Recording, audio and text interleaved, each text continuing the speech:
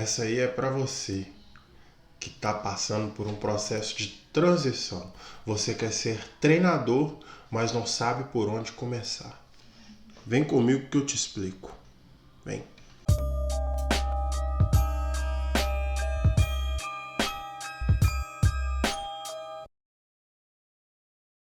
Fala comigo, família. Sejam bem-vindos ao canal Gigantes das Quadras. Eu sou o Alisson Marques, treinador de basquete, e hoje eu vim falar com você que está no processo de querer se tornar treinador, mas não faz a menor ideia de como começar esse processo, o que caminho seguir, o que pensar, onde recorrer. Então eu quero gravar muitos vídeos falando sobre isso, porque quando a gente está nesse processo, a gente precisa de uma orientação, a gente precisa de alguém para estar do nosso lado ali, para poder falar alguma coisa, dar uma dica. Então eu quero falar diretamente com você. Se liga, porque o papo é bacana. E para quem tá vendo aí que tô trajado diferente, essa aqui, ó, essa marca aqui chama-se Moral de Cria. Então, família, é o seguinte: quando a gente quer se tornar um treinador, a gente começa a se questionar uma série de coisas. Mas eu vou falar para vocês o seguinte: primeiramente, analise como que foi o seu processo de formação. Se você teve a possibilidade de passar por uma equipe de rendimento, você deve avaliar como que foi o seu processo de formação, quais foram os pontos fortes, quais foram os pontos falhos, para que você possa desenvolver o seu trabalho de maneira equilibrada e não perpetuar as falhas que aconteceram com você dentro do seu processo de formação. Porque isso é muito importante, você ter um critério de avaliação de tudo que aconteceu com você, para que você possa compartilhar o seu conhecimento com outras pessoas e também contribuir com o processo de formação de novos atletas. E também vou falar com vocês o seguinte: a transição da mentalidade. Depois que você deixa de ser atleta e começa a querer ser treinador, você tem que pensar o jogo de uma maneira diferente. Você tem que estruturar a sua mente para fazer uma leitura de uma maneira diferente do jogo. Porque você vai estar fora de quadra e vai comandar as ações, vai planejar as ações e tem que ter uma percepção de vários passos à frente, tanto dos seus adversários quanto também dos seus atletas. Porque você tem que fazer uma análise das potencialidades que vocês têm em mãos, né? Da filosofia de jogo que você quer implementar na sua equipe, para que você possa elaborar estratégias inteligentes, né? E fazer emergir o talento do seu atleta, né? E também fazer a sua equipe ficar muito dinâmica e forte. Isso é muito importante. Outra coisa que eu vou falar para vocês é estudar o método de ensino.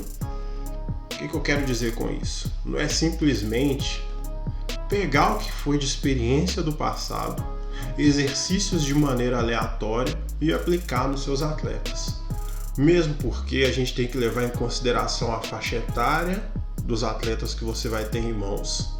A gente tem que levar em consideração o nível de desenvolvimento dos atletas que vocês têm nas mãos e analisar todo esse processo para que você elabore um método inteligente, né, utilizando evidências científicas, que é muito importante, vale a pena ressaltar isso. O que são evidências científicas?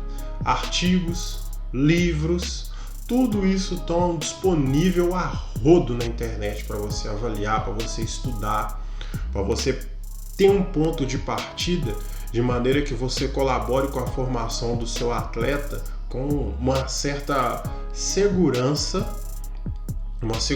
para que você não veja que está pulando etapas, para que o seu atleta não desenvolva de uma maneira equivocada. O que seria desenvolver com a maneira equivocada? É não ter um entendimento do jogo de uma maneira clara e objetiva e você querer impor certas coisas para ele, sendo que ele não consegue dominar nem o básico. Então é muito importante que você estude, e estude bastante para que você possa implementar os métodos dentro das faixas etárias, estabelecer os níveis de cobrança de maneira inteligente, beleza, galera? A seleção dos exercícios é muito importante e vai de encontro com a seleção dos métodos de trabalho que você vai desenvolver. Se você quer uma equipe que trabalhe muito bem o contra-ataque e a sua equipe já está madura para entender, você vai criar um sistema e uma dinâmica de processo de ensino-aprendizagem para que sua equipe desenvolva aquela potencialidade no contra-ataque que você quer. Isso eu estou dando apenas um exemplo, mas nós vamos ter mais tempo para poder conversar sobre isso. Mas a introdução que eu trago do assunto para vocês é colocar em mente a avaliação do seu processo de formação. O planejamento é muito importante também, porque você planejando, você tem como avaliar o seu trabalho, você tem como entender o mecanismo do seu trabalho e também reestruturar o seu trabalho. Ou seja, planeje, pesquise e estude e avalie, porque é muito importante você avaliar o seu trabalho. E como que você avalia o seu trabalho? Com a formação e o desenvolvimento do seu atleta. A gente vê muitos exercícios hoje na internet, vê muita coisa, a gente tem muito acesso, né? Tem muita coisa disponível, muito conhecimento disponível. Mas a gente pegar esse conhecimento, fazer uma filtragem desse conhecimento e fazer a implementação, fazer a colocação desse conhecimento de maneira que você vá garantir resultados é o que faz a diferença. Então essa é a minha dica para você que está começando.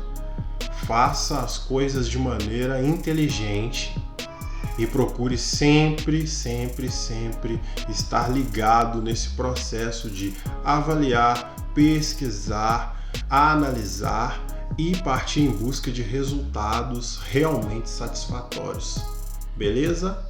Se gostaram do vídeo, deixem um like se foi importante para vocês. Se vocês quiserem que eu fale mais a respeito disso, comenta aí. Deixa nos comentários se vocês querem colocar mais alguma situação em evidência sobre algo que eu tenha deixado de falar, coloca aí também, porque nos próximos vídeos a gente vai falar muito sobre isso. Aliás, nos próximos vídeos. Beleza? A gente se vê no próximo, hein? Tamo junto!